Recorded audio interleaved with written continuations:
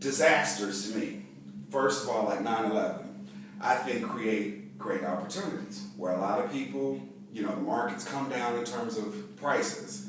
9/11 in particular, I was just like, okay, Larry, where are there opportunities to make money from this disaster?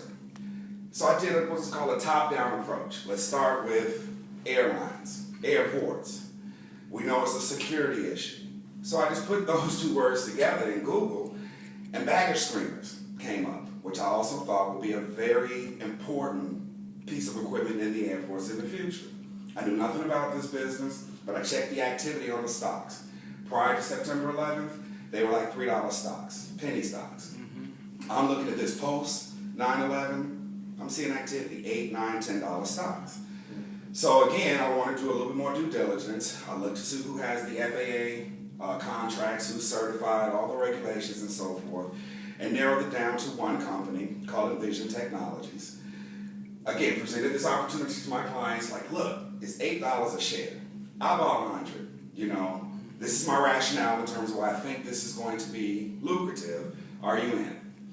Majority were in, some are out. Long story short, by December, I bought my first flat screen TV. That stock had gone from $8 to $42 a share. Wow. I saw that as a short-term opportunity. So I got out. Or at least take your profits out. You don't have to fully get out, you can leave your principal. But I took what I risked off the table, and everything else is just going to be great. So my clients loved it. Then you have a long-term focus. So Hurricane Katrina, when that came around, again, I'm like, cleanup, rebuilding, engineering, construction. Correct, construction, all of that. So look up those companies who will benefit from that. There were about 2 or 3 companies. Some of them were still sitting in to this very day. One of them, Halliburton, because they had the government contracts for the infrastructure rebuilds, or again, like Curtis said, the construction rebuilds.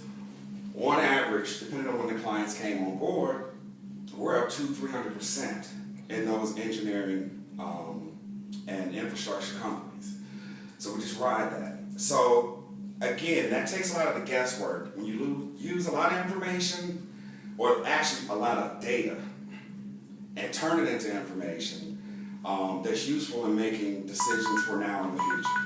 In closing, I just want to say again, if you look at the article, my mission personally is to have more black clients, to educate more black people on what I consider this last frontier that's kept us in the dark from changing lives. I am fortunate enough to have a very lucrative business, but in Atlanta to have 95% Caucasian clients, I feel like it's almost like a slap in the face, a double-edged sword. So I want to change that, and I want to, again, educate us to change our future generation.